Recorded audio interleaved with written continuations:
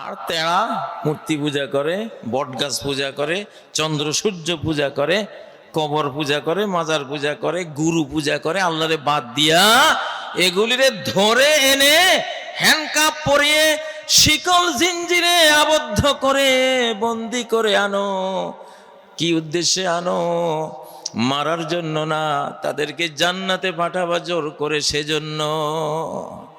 আল্লাহু আকবার।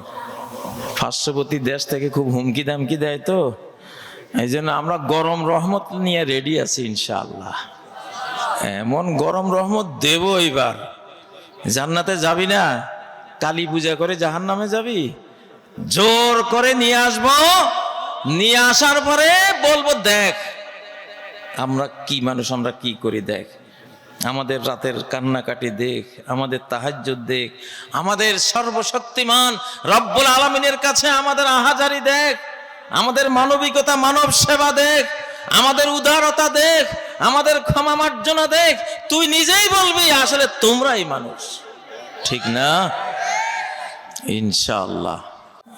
অবস্থা বেগতিক দেখলে আমি হয়তো তোমাদেরকে আহ্বান করব, প্রত্যেক শ্রোতা একটা করে লাঠি নিয়ে আসবা মাহফিলে ইনশাআল্লাহ, ঠিক নয় কি? প্রয়োজন যদি পড়ে, যদি স্বাধীনতা আক্রান্ত হয়, যদি ষড়যন্ত্র হয়, তাহলে লাঠি কিসের? কাঁধে AK-47 তুলে নিতে আমাদের কোনো পরোয়া নাই, মেশিন গান তুলে নিতেও কোনো পরোয়া নাই, বিমান বিধ্বংসী কামান চালাবো প্রয়োজনে, ঠিক নয় কি? লিল্লাহে তাকবীর, লিল্লাহে তাকবীর। আগের যুগের নবীজি যেই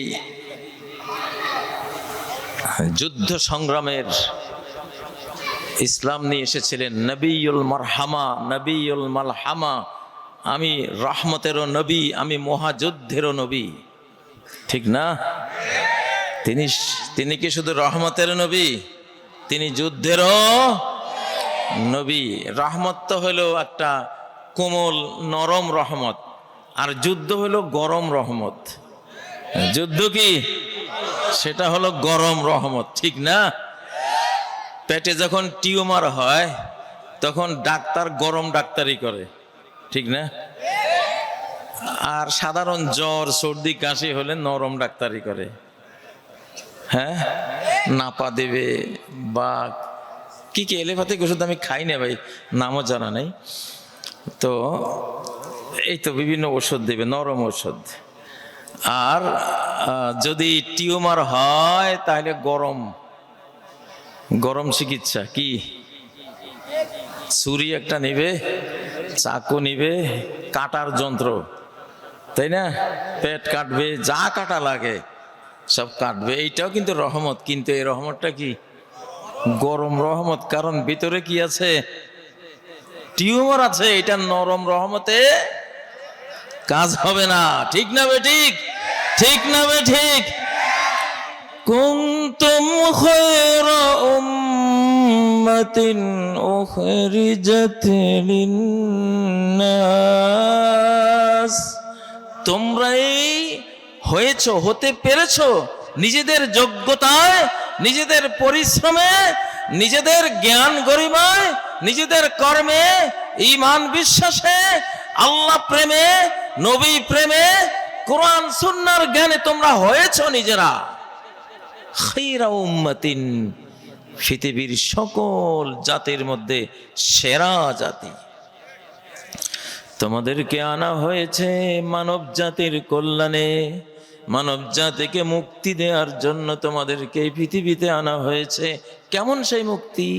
আবু হুরায়রা বলেন, আনতুম খায়রুন নাস লিন-নাস তাতুনা বিহিম বিস-সালাসিলি ওয়াল আগলাল ফাতুদখিলুনহুমুল জান্নাহ। তোমরা কত ভালো জাতি, আর নরম রহমত তো দাওই তোমরা, কিন্তু যেগুলি ঘাড় তেড়া মূর্তি পূজা করে, বটগাছ পূজা করে, চন্দ্র সূর্য পূজা করে, কবর পূজা করে, মাজার পূজা করে, গুরু পূজা করে, আল্লাহরে বাদ দিয়া এগুলিরে ধরে এনে হ্যান্ডকাপ পরিয়ে শিকল জিঞ্জিরে আবদ্ধ করে বন্দি করে আনো। কি উদ্দেশ্যে আনো? মারার জন্য না, তাদেরকে জান্নাতে পাঠাবা জোর করে সেজন্য। আল্লাহু আকবার। বন্দী হয়ে আসার পরে মুসলমানদের সমাজে তাদের সাথে থেকে আস্তে আস্তে তাদের মাহাত্ম্য, তাদের সৌন্দর্য, তাদের মানবিকতা, জ্ঞান, গরিমা, পবিত্রতা এসব কিছু দেখে অমুসলিম বন্দীরা কি হয়ে যায়? মুসলমান হয়ে যায়। কোথায় যায়? হ্যাঁ, তাহলে আমাদের নরম রহমত খুব ভালো, গরম রহমত কি? বাংলাদেশে এখন বিস্তর গরম রহমত রেডি হইয়া আছে, ঠিক না বে ঠিক? গরম রহমত পার্শ্ববর্তী দেশ থেকে খুব হুমকি দামকি দেয়, তো এই জন্য আমরা গরম রহমত নিয়ে রেডি আছি ইনশাআল্লাহ। এমন গরম রহমত দেব এবার। জান্নাতে যাবি না, কালী পূজা করে জাহান্নামে যাবি?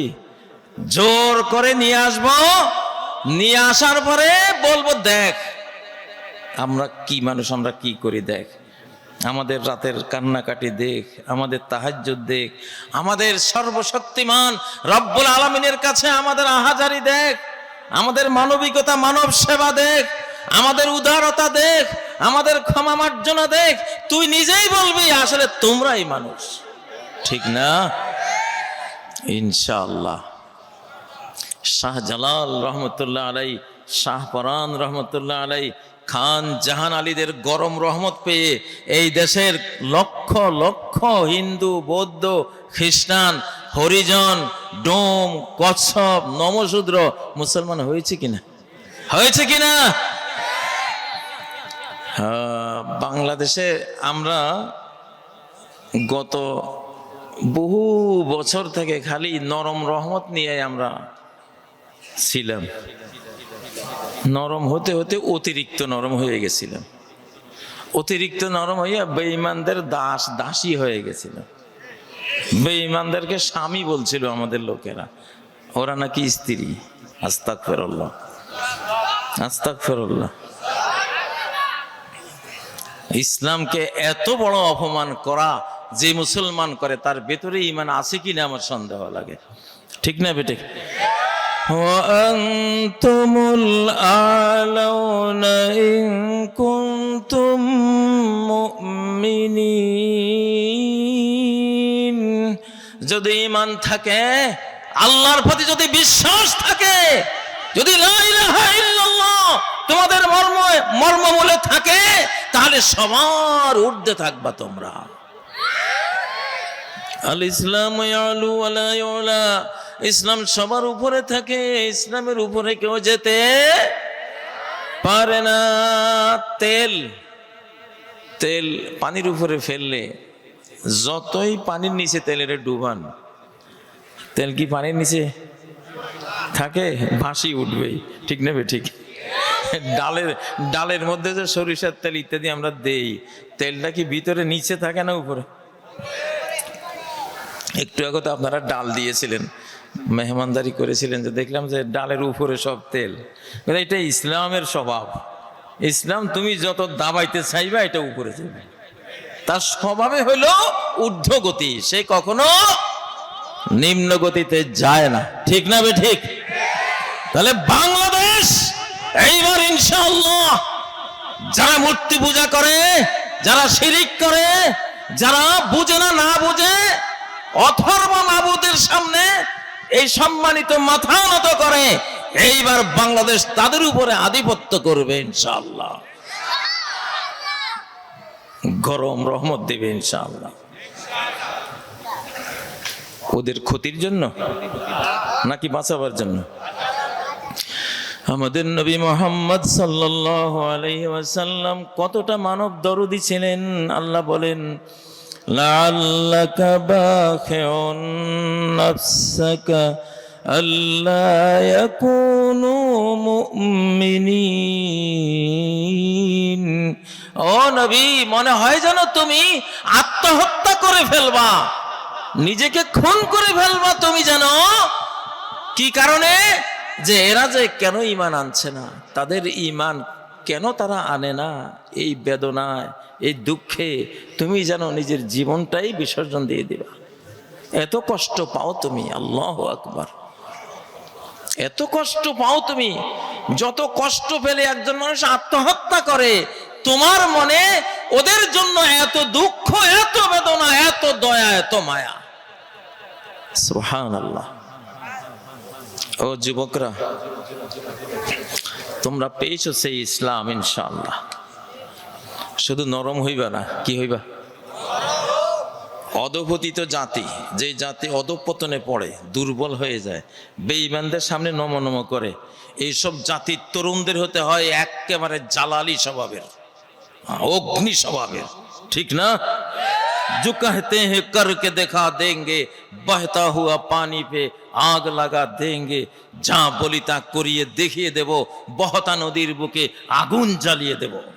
নারায়ে তাকবীর, নারায়ে তাকবীর। প্রয়োজনে এখন ভূমিকম্প ঘটাবো আমরা ইনশাআল্লাহ, আল্লাহকে দিয়া। কারে দিয়া? এখন বড় ওয়াজ হলো ভূমিকম্প, এখন বড় বক্তা হইল ভূমিকম্প, বড় ওয়াজ হইল কে? ভূমিকম্প। আমাদের 1 কোটি ওয়াজেও সেই হেদায়েত আসবে না, এক ভূমিকম্পে যে হেদায়েত দেখিয়ে আসলাম ঢাকায়। ঠিক না বে ঠিক? ঠিক না বে ঠিক?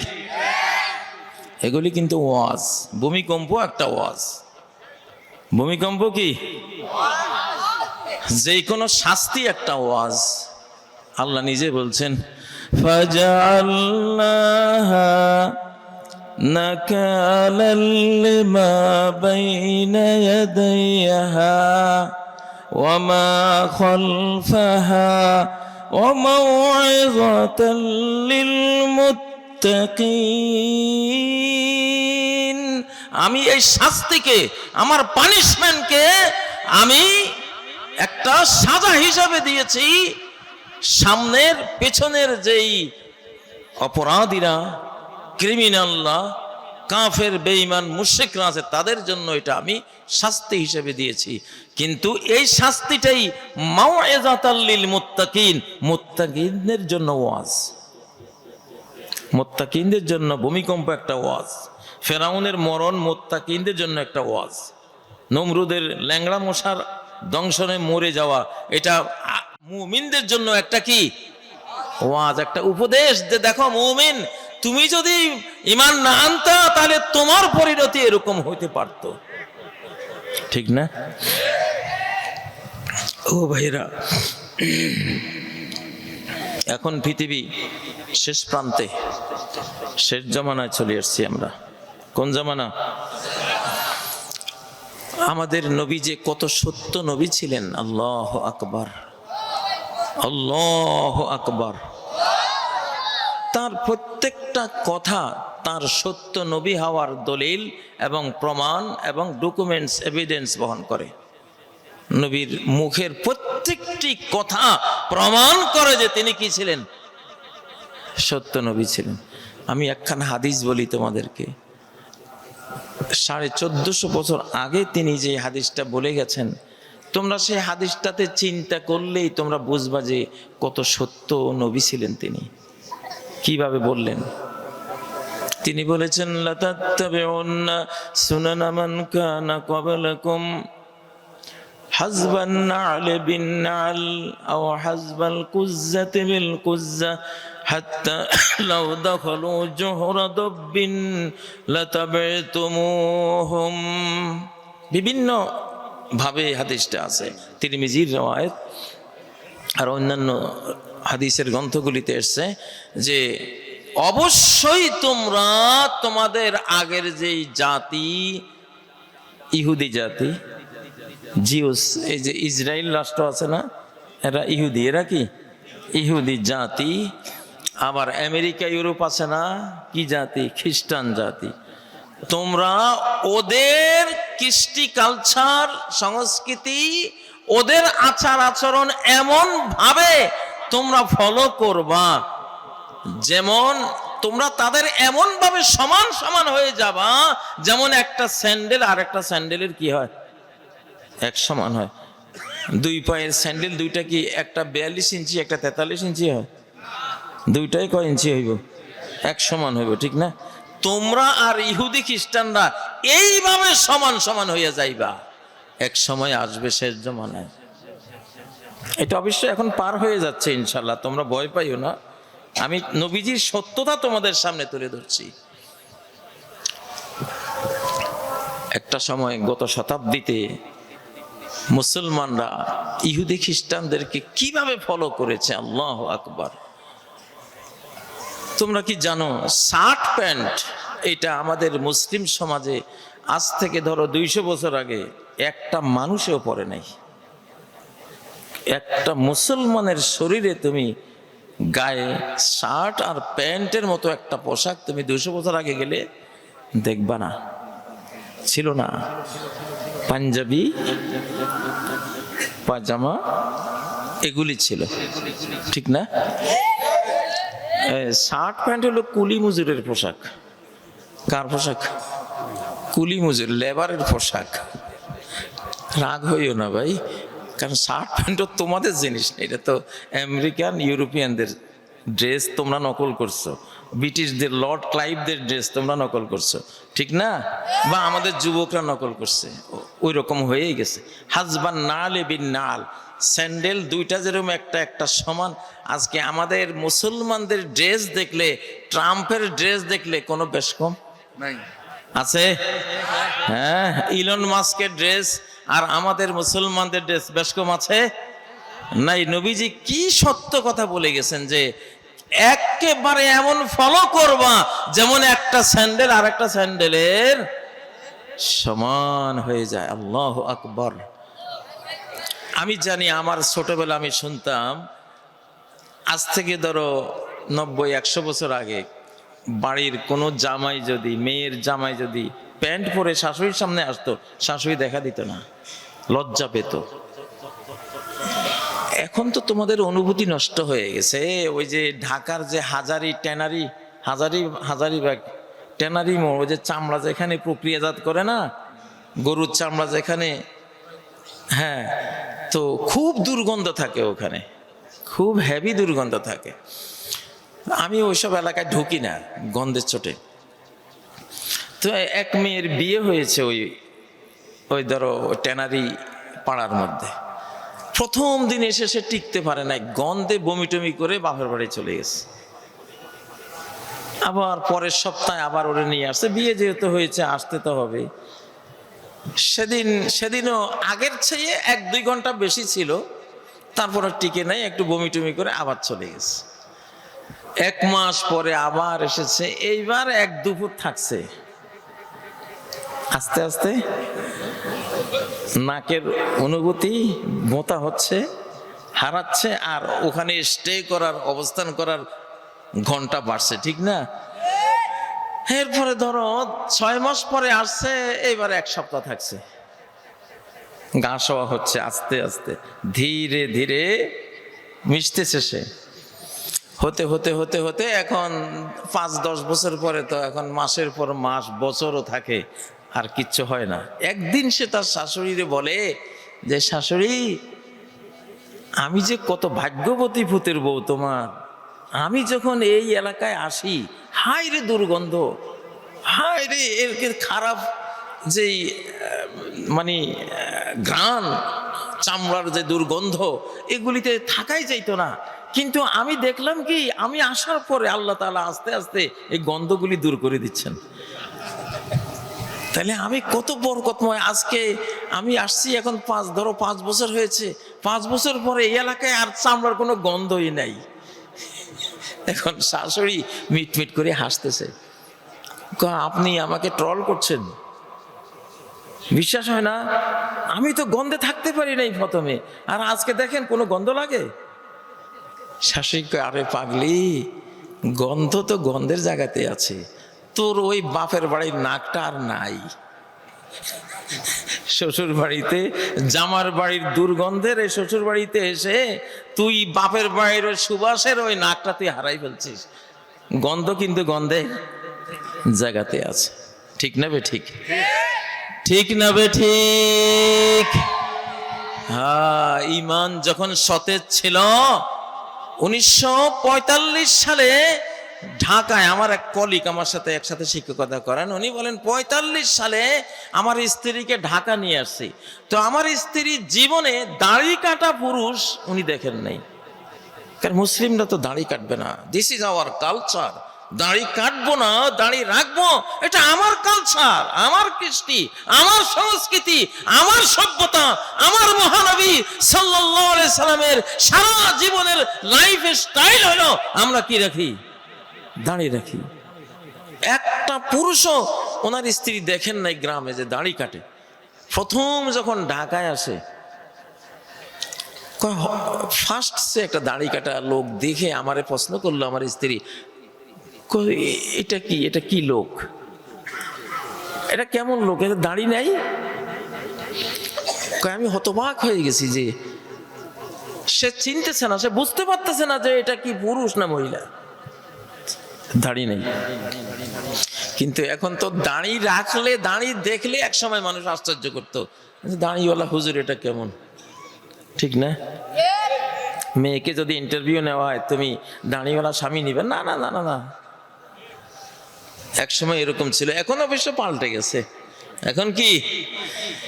এখন পাল্টে গেছে, ইসলাম আবার ফেরত আসতেছে, ইসলাম আবার।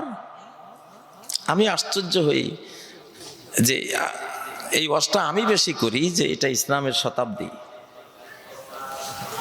আমরা বয়স্ক যারা, বয়স্করাই বলতে হয় এগুলি, তরুণ ওয়াইজদেরকে ধরাই দিতে হয়।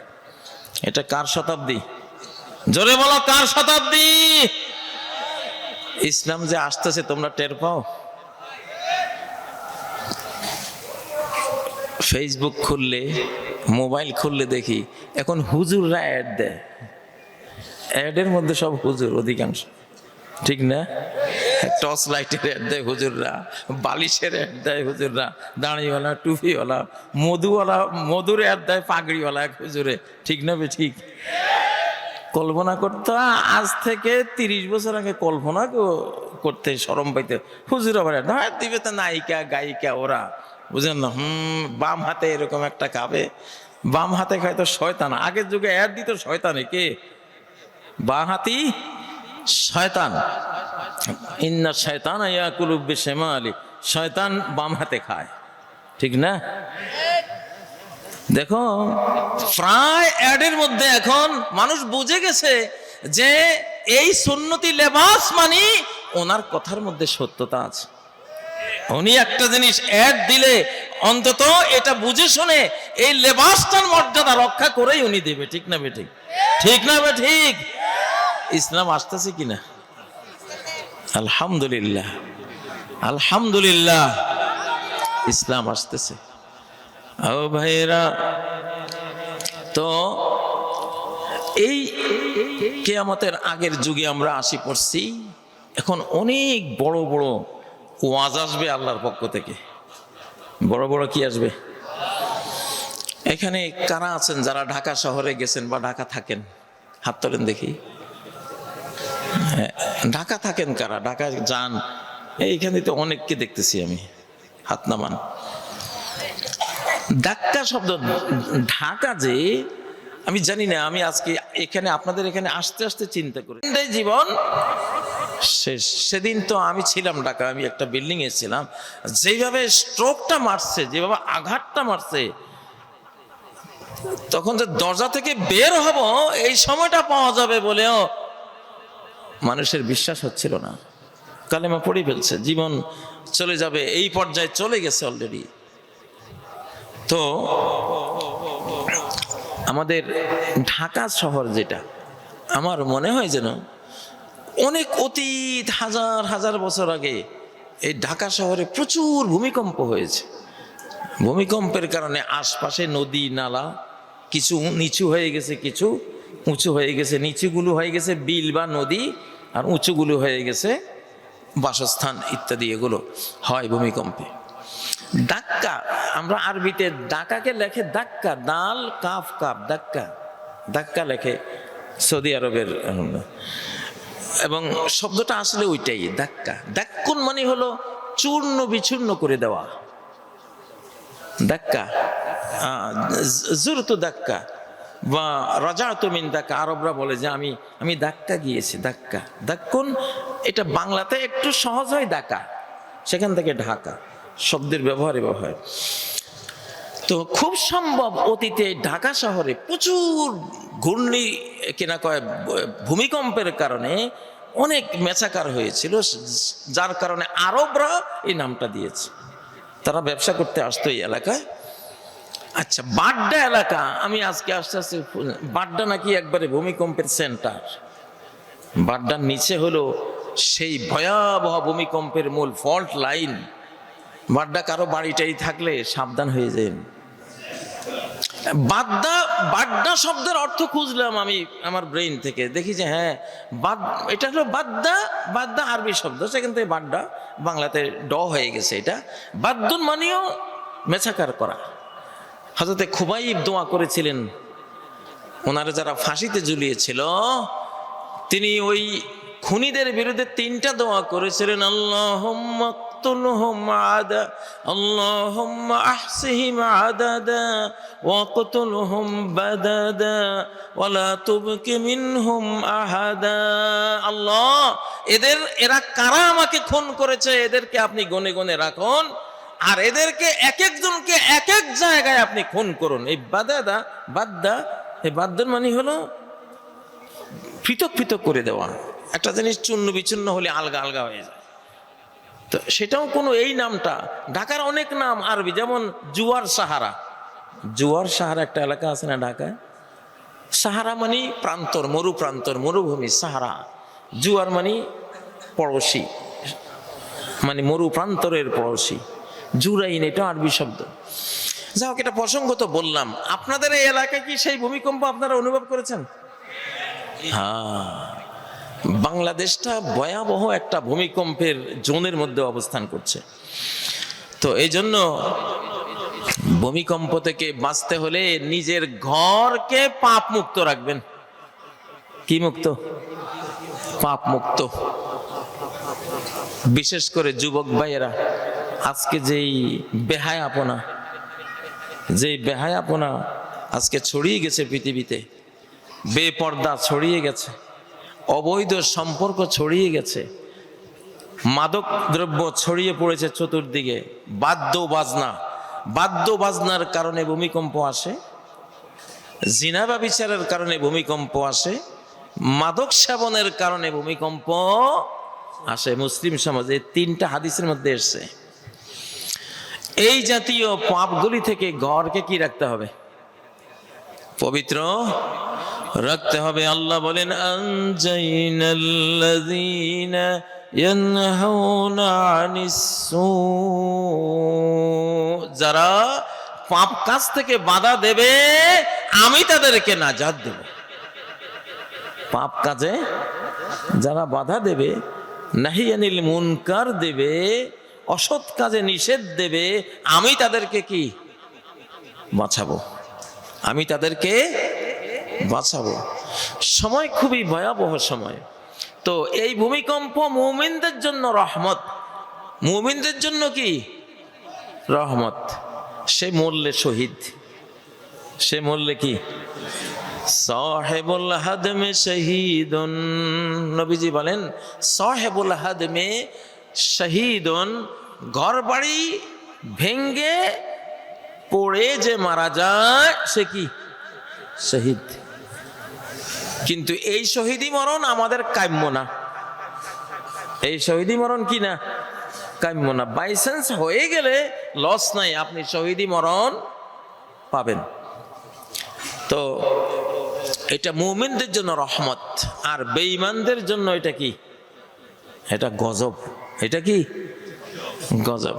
বাংলাদেশে যে এই ভূমিকম্পটা শুরু হয়েছে নরসিংদী থেকে শুরু হয়েছে। নরসিংদী হলো বাংলাদেশের সবচেয়ে বেশি মূর্তি পূজার জোন। সবচেয়ে বেশি মূর্তি পূজা বাংলাদেশে, আমার মনে হয় ওটা দ্বিতীয় হিন্দুস্তান বলা হয় নরসিংদীকে। আমি নরসিংদী 35 বছর ছিলাম। নরসিংদীর অলি গলি আমি জানি, আমি দেখেছি। মাধবদীর যেখান থেকে ভূমিকম্পটা উঠেছে আমি স্টাডি করেছি। কেন? কারণ সকল ভয়াবহ বিপর্যয়ের মূল কারণ হলো শিরিক। কি? এই কথা কি আমার না কোরআনের?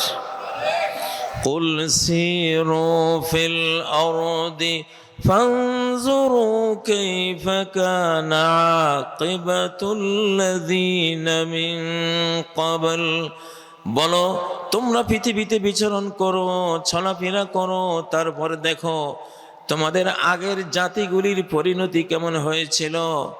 কানা আকসারুহুম মুশরিকিন, তাদের অধিকাংশই শিরিকওয়ালা ছিল। কি ছিল? শিরিকওয়ালা ছিল। বাংলাদেশ শিরিকওয়ালা দেশের সাথে কোনো বন্ধুত্ব করবে না ইনশাআল্লাহ। বাংলাদেশ শিরিকওয়ালা দেশের সাথে কোনো বন্ধুত্ব করবে না। শেষ জামানা, বাংলাদেশের সাথে হিন্দুত্ববাদীদের কোনো বন্ধুত্ব হবে না।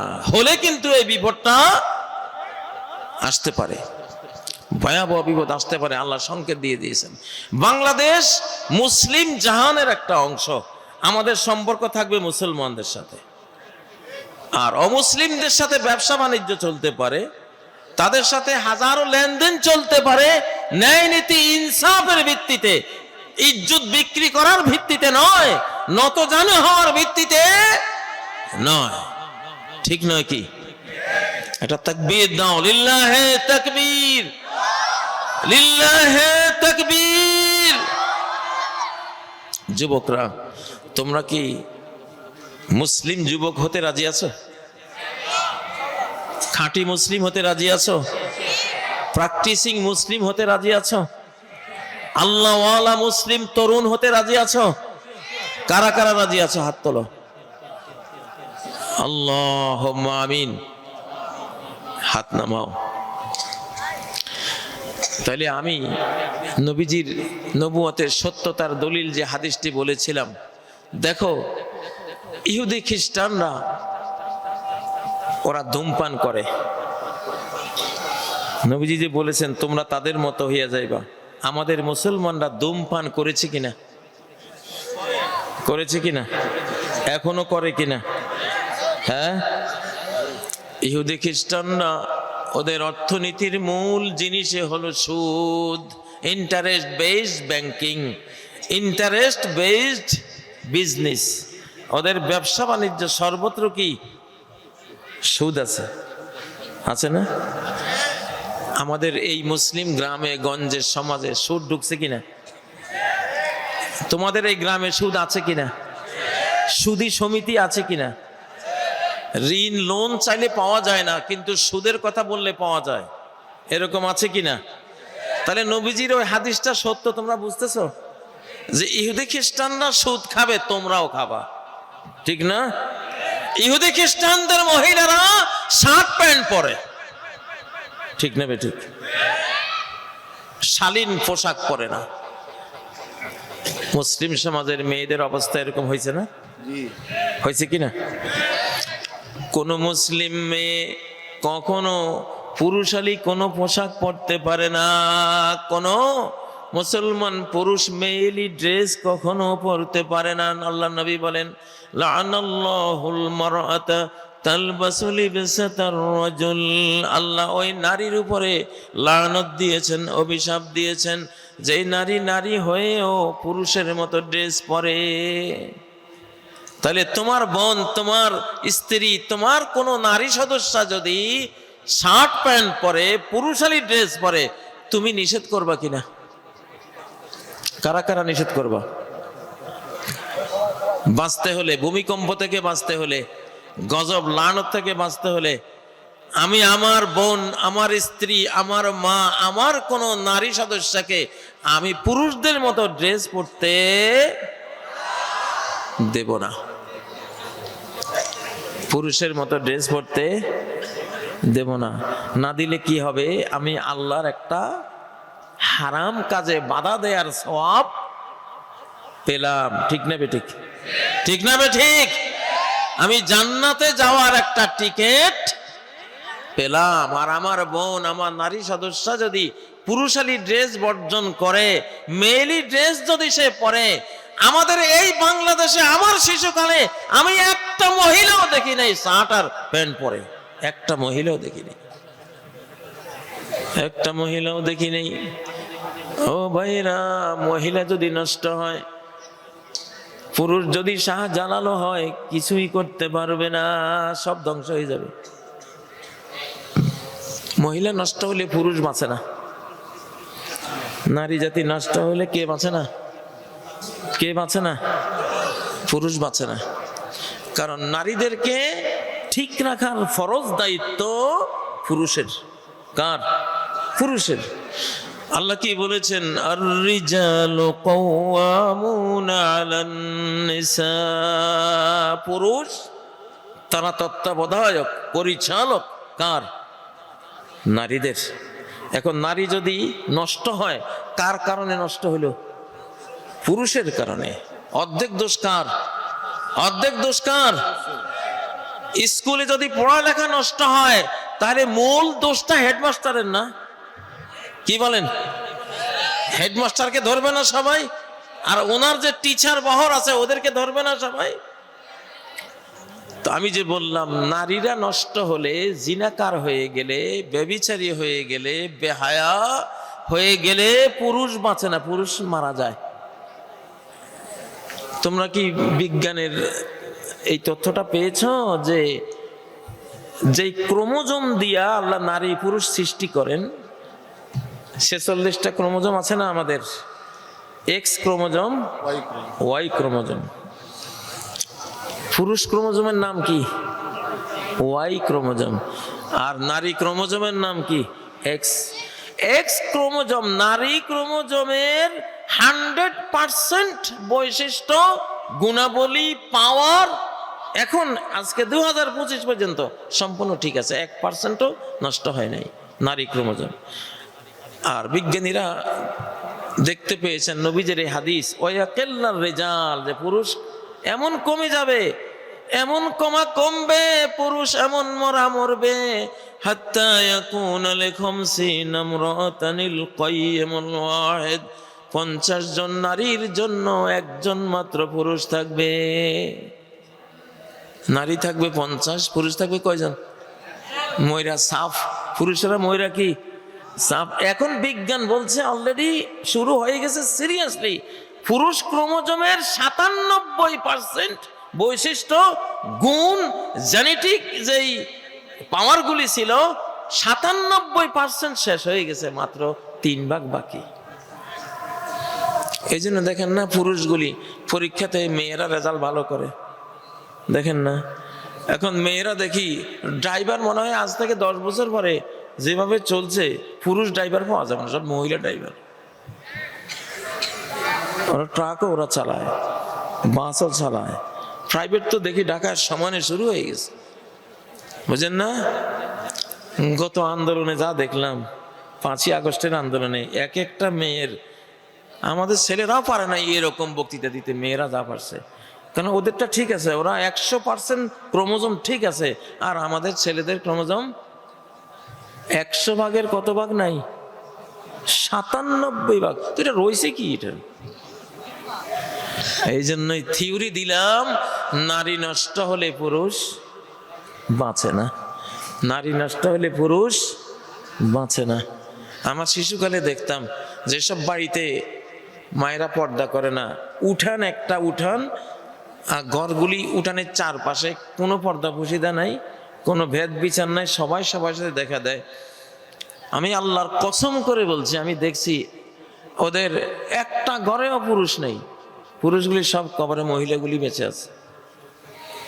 আমি তখন থেকে, আমার শিশুকাল থেকে থিওরি আমার ব্রেনে, যে তাহলে বোঝা গেল নারী নষ্ট হলে, নারী বেপর্দা হলে পুরুষ ক্ষতিগ্রস্ত হয়।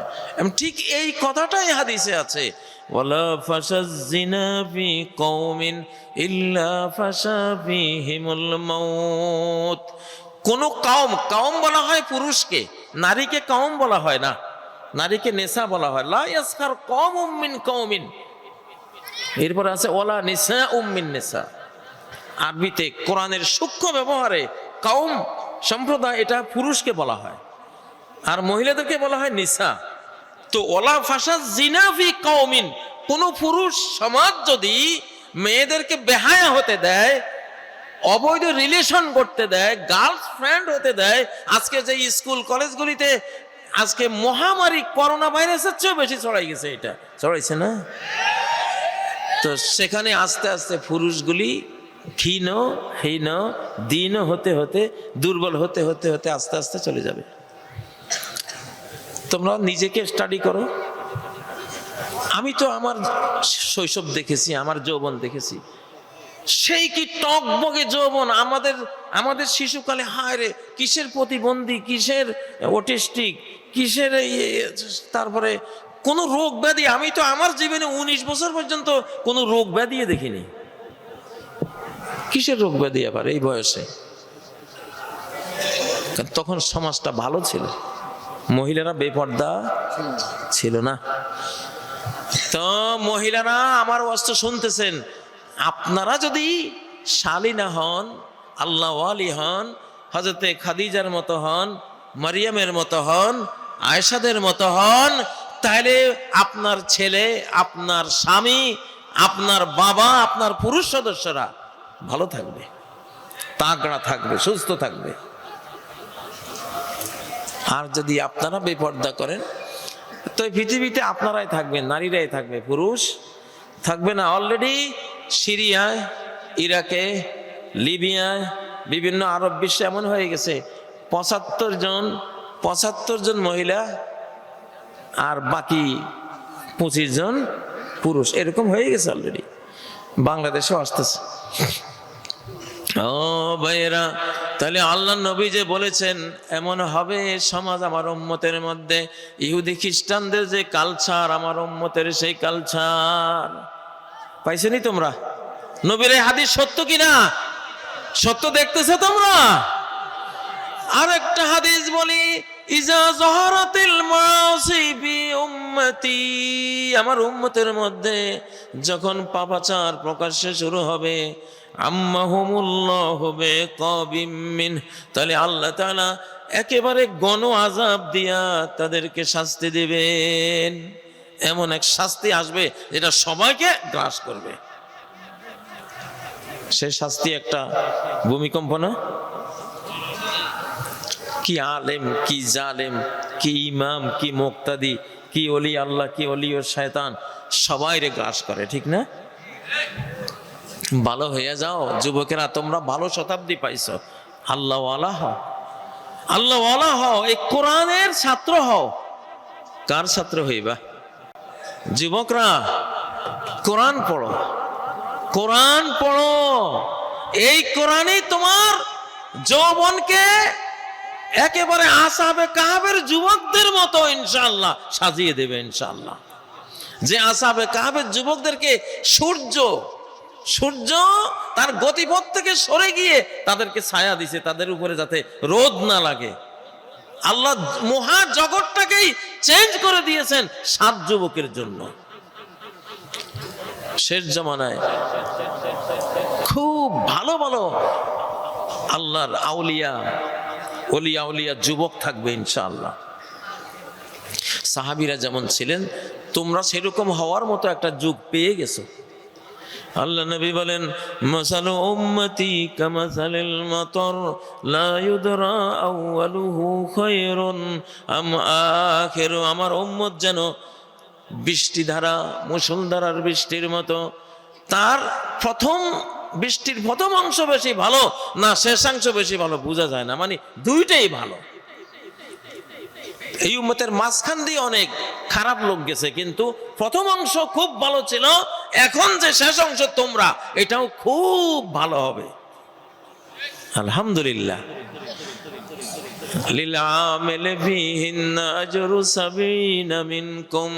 কোন রওয়ায়াতে 50 আসছে, কোন রওয়ায়াতে 70, 70 আসছে, যে শেষ জামানায়, এই জামানায় যারা আমার উম্মতের মধ্যে আমলদার হবে, নেককার হবে, 70 জন সাহাবী সওয়াব পাবে। ওরা কয়জন?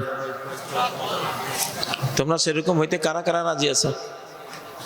আল্লাহ আল্লাহ। চাঁপাইনবাবগঞ্জ, হাত নামাও। চাঁপাইনবাবগঞ্জ খুব ভালো একটা এলাকা।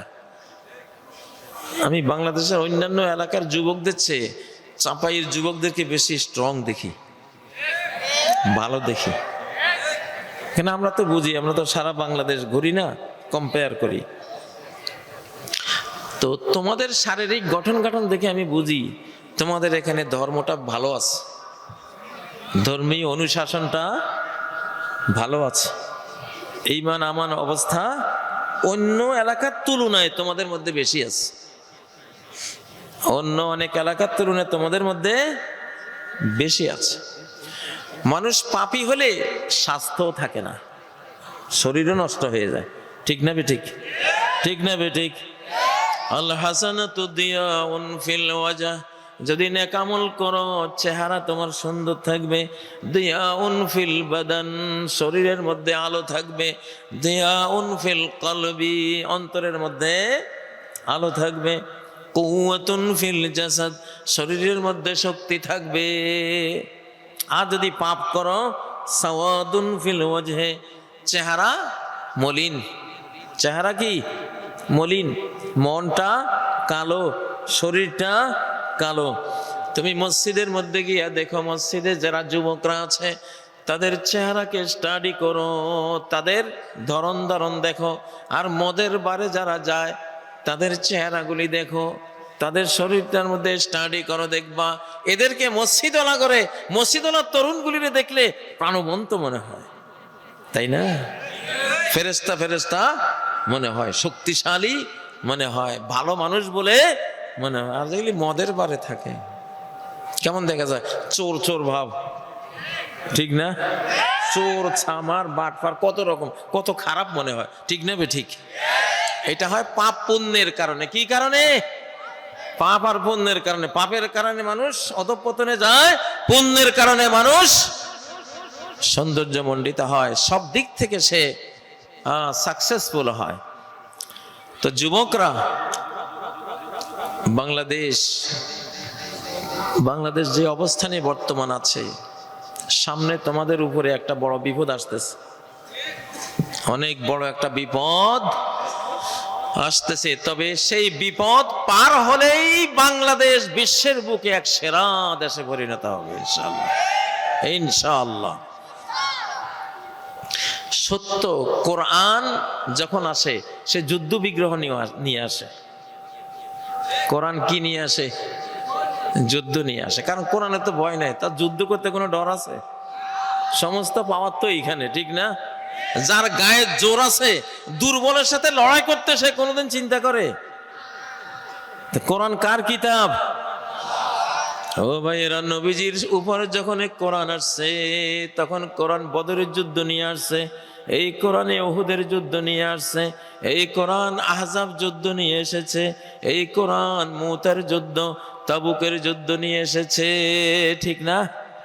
ছোট বড় 29টি যুদ্ধ এবং 450 কমান্ডো যুদ্ধ নিয়ে এই কোরআন পৃথিবীতে 23 বছরে কমপ্লিট হয়েছে। ঠিক না বে ঠিক?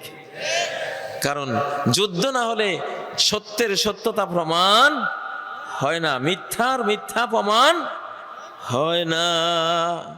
তালুতের 313 জন, মাত্র 313 জন জালুতের 1 লক্ষ বাহিনীকে হারিয়ে দিয়েছে। সবাই বুঝতে পেরেছে এই 313 জনের ক্ষমতা না, এটা কার ক্ষমতা? কার ক্ষমতা? আল্লাহর ক্ষমতা। তো বাংলাদেশের উপরে বিপদ আসবে, যুদ্ধ আসবে। কি আসবে? যুদ্ধ আসবে। তরুণরা রেডি হও। ওয়ান পাপ থিওরি, একটা পাপ থিওরিতে চলবে, মানে জীবনে একটা পাপ আমি রাখবো না, তওবা করে ফেলবো। কি করে ফেলবো? কি করে ফেলবো? তওবা করবে, ইস্তেগফার করবে। গুনাহ হয়ে গেছে, আল্লাহ তুমি মাফ করে দাও, আমি ভুল করেছি আল্লাহ, আমি শয়তানের ওয়াসওয়াসায়, নিজের নফসের ওয়াসওয়াসায় পড়ে করেছি, তুমি আমারে ক্ষমা করে দাও। ক্ষমা চাইতে দেরি, ক্ষমা পাইতে দেরি নাই। ও ভাইয়েরা, যদি একটা পাপ রেখে দাও নিজের জীবনে, একটা আগুনের কণা যেমন একটা বিশাল কারখানা পুড়িয়ে দিতে পারে, একটা আগুনের কণা তোমার জামার মধ্যে লেগে থাকলে গোটা দেহ পুড়িয়ে দিতে পারে। ঠিক নয় কি? একটা আগুনের কণা একটা কাপড়ের কারখানার মধ্যে যদি কোথাও লেগে থাকে, এটা জ্বালিয়ে পুড়িয়ে ছাই ভস্ম করে দিতে পারে। তেমনি একটি গুনাহ যত ছোটই হোক আর যত বড়ই হোক, একটি গুনাহই যথেষ্ট একটা মানুষের জীবনকে ধ্বংস করে দিতে। এই জন্য সবসময় চলতে হয় ওয়ান পাপ থিওরি, এক পাপ থিওরি, মানে একটা পাপও আমি আমার জীবনে কন্টিনিউ থাকতে দেব না। ইবলিস হয়েছে কয়টা পাপে? কয়টা? একটা, শুধু একটা পাপ। সেই এক পাপের অভিশাপ আজ পর্যন্ত 2025 সালেও সে বহন করতেছে। তার কোটি কোটি আওলাদ ফরজন্দ সবাই ওই এক পাপের অভিশাপ বহন করতেছে, ঠিক না? সেই অভিশাপে ওরা কালো হয়ে গেছে, কয়লা।